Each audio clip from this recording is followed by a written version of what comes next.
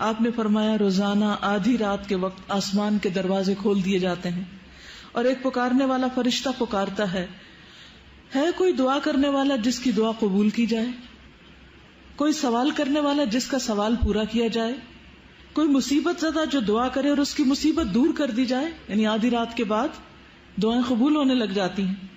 اللہ عز و جل ہر دعا کرنے والے مسلمان کی دعا قبول فرماتا ہے سوائے زانیہ کے جو اپنی شرمگاہ کے ذریعے غیر مرد کو سیراب کرتی.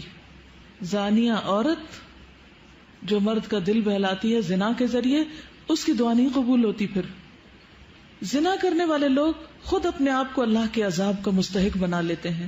عبداللہ بن عباس کہتے ہیں رسول اللہ صلی اللہ علیہ وسلم نے فرمایا جب کسی بستی میں زنا اور سود عام ہو جائے تو گویا اس بستی کے لوگوں نے اپنے آپ کو اللہ کے عذاب کا مستحق بنا لیا کہ ان پر کسی بھی طرح کا عذاب آ جائے. پھر اسی طرح زانی کو دنیا میں بھی اللہ کی طرف سے سزا مل کے رہتی ہے. یعنی ایک ایسا جرم ہے کہ جس کی سزا دنیا میں بھی ملتی ہے. حضرت انس کہتے ہیں رسول اللہ صلی اللہ علیہ وسلم نے فرمایا 2 گناہ ایسے ہیں جن کی سزا میں جلدی کی جاتی ہے اور دنیا ہی میں دے دی جاتی ہے. نمبر 1 زنا اور نمبر 2 والدین کی نافرمانی، ماں باپ کی بات نہ ماننا. اور آپ دیکھیے کہ جو شخص ایسی بیماریوں میں مبتلا ہو جاتا ہے، یعنی زنا جیسی بیماری میں مبتلا ہو جاتا ہے، تو پھر اس کو ایمان کیسے رخصت ہوتا ہے؟ اس گناہ کو چھپانے کے لیے جھوٹ پر جھوٹ بولتا چلا جاتا ہے. ایک نہیں کئی ایک جھوٹ بولتا ہے. اور جب کوئی انسان جھوٹ بولتا ہے تو اس کے منہ کی بدبو سے فرشتہ کئی میل دور اس سے چلا جاتا ہے. اس سے اللہ سبحانہ وتعالیٰ کی پروٹیکشن ہٹ جاتی ہے اور وہ شخص ذلیل ہو کر رہتا ہے. دنیا میں بھی انسان پر طرح طرح کی بیماریاں اور طرح طرح کے مصیبتیں نازل ہوتی. پھر بڑھاپے کی عمر میں زنا کرنا اللہ کے غضب اور غصے کو بھڑکاتا ہے. اللہ تعالیٰ قیامت کے دن 3 لوگوں سے بات نہیں کریں گے غصے کی وجہ سے، اور نہ جنت میں داخل ہونے کے لیے پاک کریں گے. ابو معاویہ حدیث کے راوی نے کہا اور نہ ہی اللہ سبحانہ وتعالیٰ ان کی طرف نظر کرم فرمائیں گے اور ان کے لیے دردناک عذاب ہے. نمبر 1 بوڑھا زانی، دوسرا جھوٹا حکمران، اور تیسرے متکبر فقیر. پھر اسی طرح جس بستی میں زنا عام ہو جائے وہاں موتیں بہت ہونے لگتی، موت کی کثرت ہو جاتی، قتل کی کثرت ہو جاتی. پھر اسی طرح کسی بھی غیر حاضر شخص کی بیوی سے زنا کرنے والے شخص پر اللہ تعالیٰ قیامت کے روز ایک سانپ مسلط کر دیں گے. یعنی کسی عورت کا شوہر کہیں گیا ہوا ہے اور ظاہر ہے کہ ہسبینڈ کا یہ کام ہے کہ بیوی کو پروٹیکٹ کرے اور وہ اکیلی ہے، تو اس کو اکیلا پا کر کسی نے اس کے ساتھ اگر برائی کی تو ایسا شخص قیامت کے دن اس انجام سے دوچار ہوگا. عبداللہ بن عمرو کہتے ہیں رسول اللہ صلی اللہ علیہ وسلم نے فرمایا جو شخص کسی غیر حاضر آدمی کی بیوی کے بستر پر آ کر بیٹھتا ہے اس کا انجام اس شخص جیسا ہے جسے قیامت کے روز زہریلے سانپوں میں سے ایک سانپ ڈسے گا. پھر ہمسائے کی بیوی سے زنا کرنے کا عذاب یا اس کی سزا کسی بھی دوسری عورت کے ساتھ زنا کرنے سے 10 گنا زیادہ ہے، کیونکہ ہمسایوں کا حق ہمسائیگی بھی پامال کیا گیا.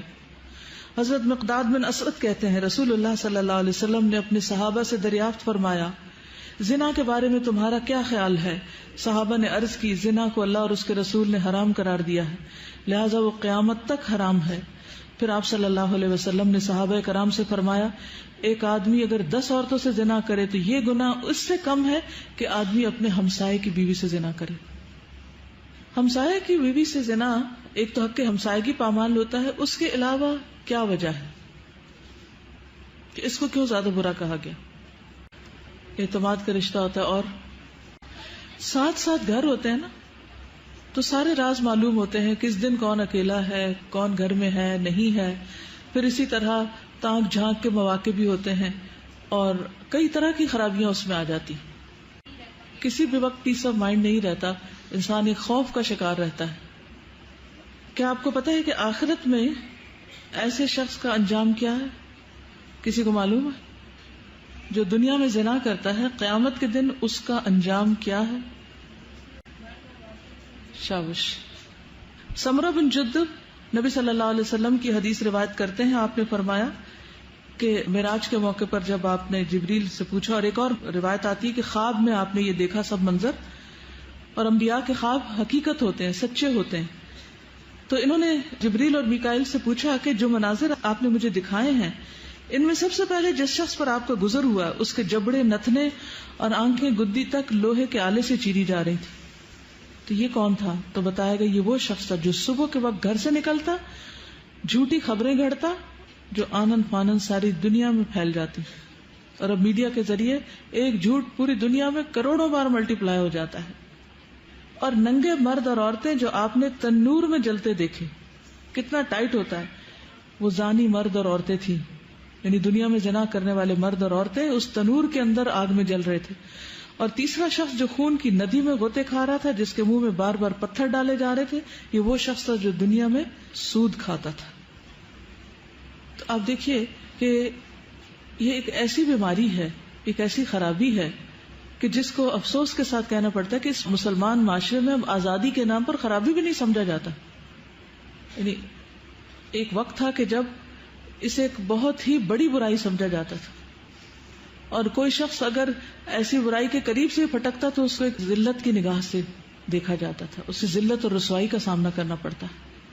لیکن اب آپ دیکھتے ہیں کہ عموماً لوگ اس کو برا نہیں سمجھتے یا معمولی سمجھتے، کہتے اچھا کر لیا غلط کام، پھر توبہ کر لیں گے، معافی مانگ لیں گے.